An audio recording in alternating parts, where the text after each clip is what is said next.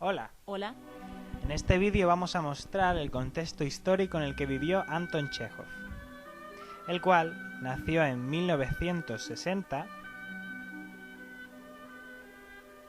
y falleció en 1904.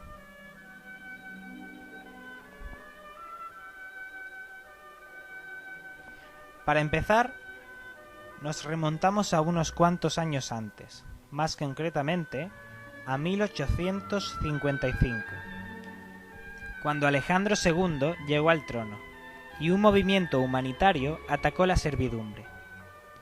En 1859 había más de 23 millones de siervos viviendo en condiciones pésimas. Alejandro II se decidió a abolir la servidumbre desde arriba antes de esperar a que fuese atacada desde abajo mediante una revolución. La emancipación de los siervos de 1861 fue el acontecimiento más importante de la historia rusa del siglo XIX. Fue el comienzo del fin del monopolio del poder ostentado por la aristocracia terrateniente. La emancipación supuso una aportación de nueva mano de obra a las ciudades, estimuló la industria y las clases medias crecieron en número e influencia. Sin embargo, en lugar de cederles gratuitamente las tierras que habían trabajado, los campesinos liberados tuvieron que pagar un impuesto especial de por vida al gobierno, y a cambio pagó un generoso precio a los antiguos señores por la tierra que habían perdido. En numerosas ocasiones, los campesinos acabaron con las peores tierras. Todo el territorio cedido a los campesinos era propiedad colectiva de la MIR, la comunidad aldeana, que dividía la tierra entre los campesinos y realizaba tareas de supervisión.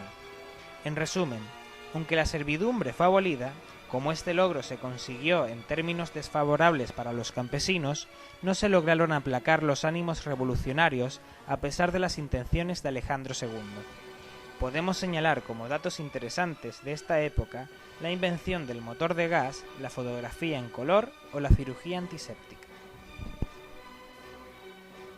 En 1870, la situación en la península balcánica influyó fuertemente en la política de Rusia. Entre 1875 y 1877, el ejército turco suprimió con una gran crueldad la insurrección de las nacionalidades eslavas contra el régimen turco.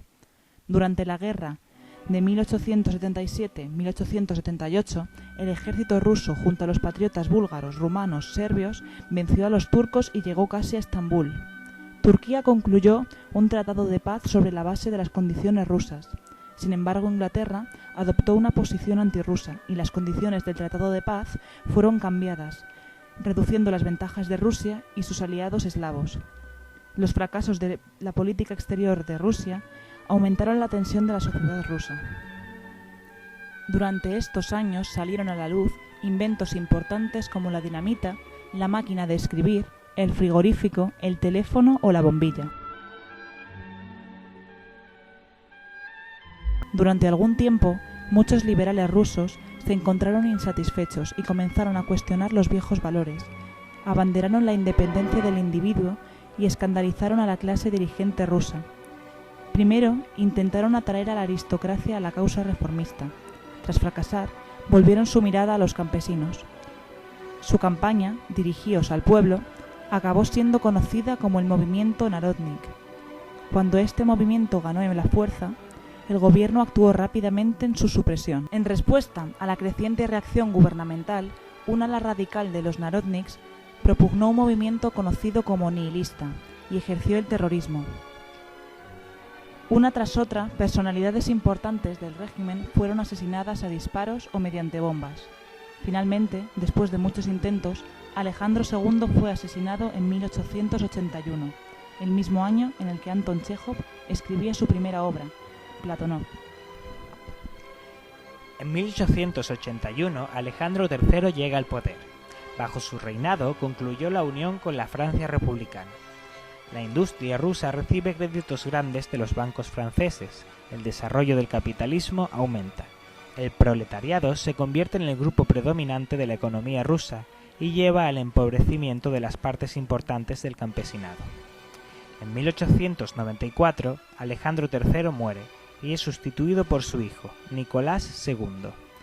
La revolución industrial, que empezaba a ejercer una influencia importante en Rusia, fomentaría los factores que finalmente acabarían con el zar.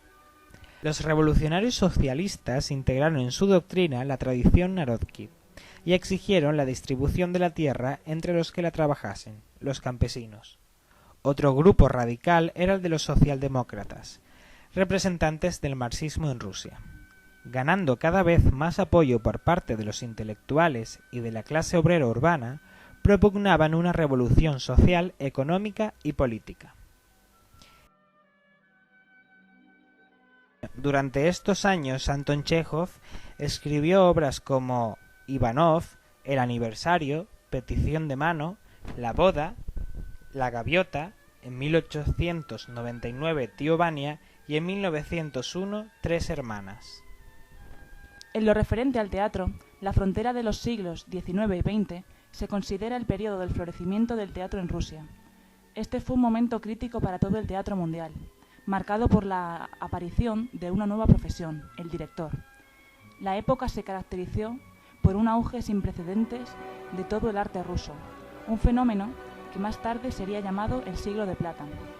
Konstantin Stanislavski, actor, director escénico y pedagogo teatral, creador de un método interpretativo, marcó la pauta de esta época con sus ideas sorprendentes e innovadoras. Junto a Vladimir Nevirovich Danchenko, creó en 1898 el Teatro de Arte de Moscú. En 1903, el partido se dividió en dos grupos, los mencheviques o moderados y los bolcheviques o radicales. Los mencheviques creían que el socialismo ruso llegaría gradual y pacíficamente y que el régimen del zar debería ser sucedido por una república democrática en la que los socialistas hubieran de cooperar con los partidos burgueses. Los bolcheviques, bajo Vladimir Lenin, sostenían la formación de una pequeña élite de revolucionarios profesionales sujetos a una férrea disciplina de partido que actuarán de vanguardia del proletariado con el fin de tomar el poder por la fuerza. En 1904, la desastrosa intervención de las Fuerzas Armadas con la guerra ruso-japonesa, conflicto surgido por las ambiciones imperialistas rivales de la Rusia imperial y el Japón de Manchuria y Corea, fue un gran contratiempo para el régimen zarista e incrementó el probable potencial de un levantamiento. Anton Chejov escribe su última obra, El jardín de los cerezos, pieza en 4 actos. En ese mismo año, Anton Chejov muere. En enero de 1905, una serie de sucesos conocidos como Domingo Sangriento ocurrieron cuando el padre Gapón condujo a una gran masa de gente al Palacio de Invierno de San Petersburgo para presentar una petición al zar. Cuando el grupo llegó al palacio, los cosacos abrieron fuego sobre los allí reunidos, matando a cientos de personas. El pueblo ruso llegó a tal indignación por la masacre que se declaró una huelga general demandando una república democrática. Esto marcó el inicio de la Revolución Rusa en 1905. Los soviets, consejos de trabajadores, aparecieron en la mayoría de ciudades para dirigir la actividad revolucionaria. Rusia acabó paralizada y el gobierno en una situación desesperada. En octubre de 1905, Nicolás firmó con reticencias el famoso Manifiesto de Octubre, que concedía la creación de una Duma, asambleas representativas de la Rusia moderna. El derecho al voto fue generalizado y ninguna ley entraría en vigor sin el referendo de la Duma. Los grupos moderados estaban satisfechos, pero los socialistas rechazaron las concesiones y trataron de organizar nuevas huelgas. Al final de 1905 existía cierta desunión entre los reformistas y la posición del zar acabaría fortaleciéndose con el paso del tiempo, hasta el fin de la Revolución Rusa.